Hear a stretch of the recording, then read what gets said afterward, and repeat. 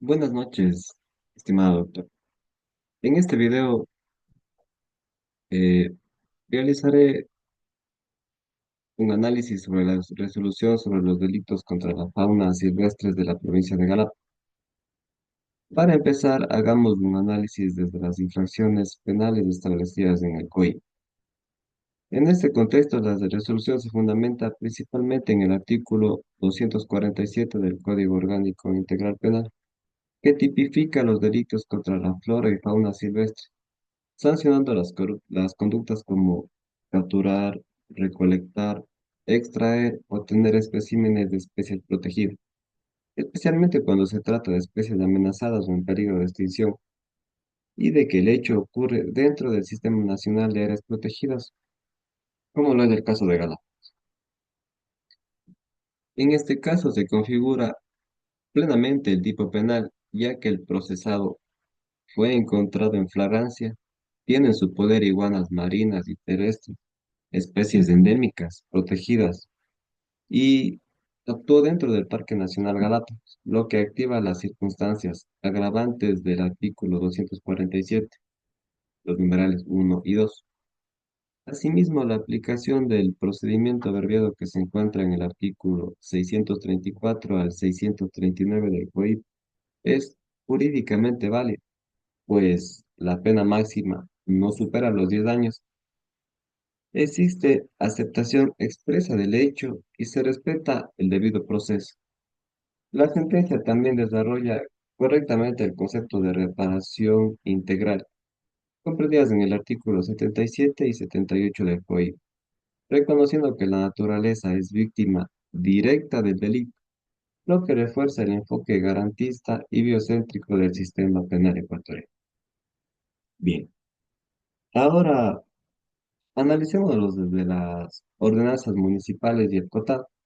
Si bien la sanción principal es penal, el caso debe analizarse también desde una perspectiva del Código Orgánico de Organización Territorial, Autonomía y Descentralización, COTAD, que establece que los gobiernos autónomos descentralizados, especialmente los municipales, tienen la competencia para regular el uso del suelo, proteger el ambiente y emitir ordenanzas ambientales dentro de su jurisdicción.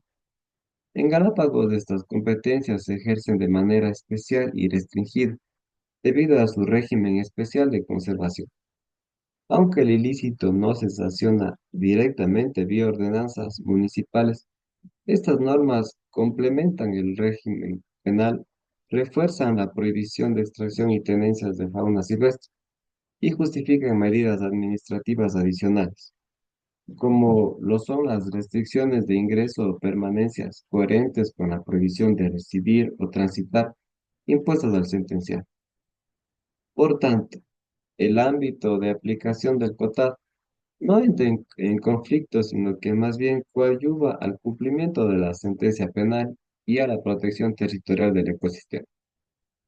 Bien, ahora examinándolo desde el Código Orgánico Ambiental, este constituye el eje estructural de la política ambiental del Ecuador y resulta clave en este caso.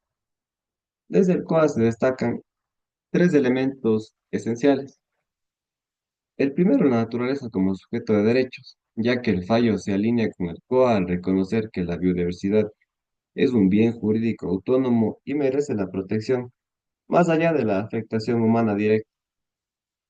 Conjunto 2, el principio de prevención y precaución, porque el delito cometido vulnera directamente los principios ambientales reconocidos en el COA, especialmente la prohibición de actividades que pueden causar extinción de especies y la obligación estatal de evitar daños irreversibles, incluso cuando no sean plenamente cuantificables.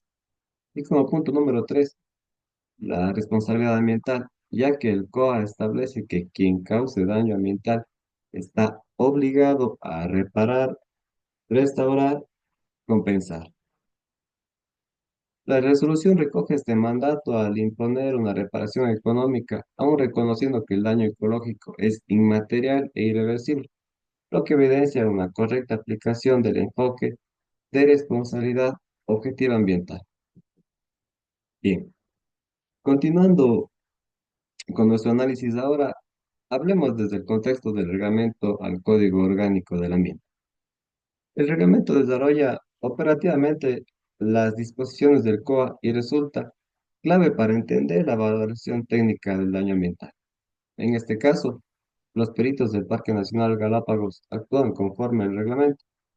Se justifica que el daño no puede medirse únicamente en términos económicos y se consideran costos de monitoreo, control, reinserción y protección futura de las especies.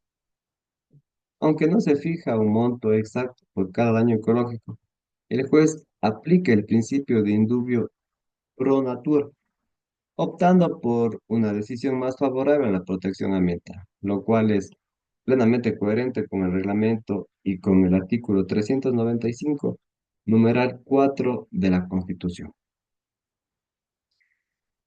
Para ir concluyendo, haciendo una valoración integral de la resolución, desde una visión sistemática, la resolución aplica correctamente el COIP, tipificando el delito y justificando la pena.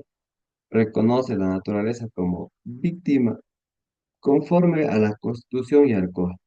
Integra criterios técnicos del reglamento ambiental y complementa el fallo con medidas de no repetición coherentes con el COTAD y el régimen especial legal. En consecuencia, se trata de una resolución jurídicamente sólida que fortalece la tutela penal ambiental y consolida el enfoque ecuatoriano de protección reforzada de la biodiversidad, especialmente en territorios de valor ecológico excepcional, como lo son las Islas Galápagos.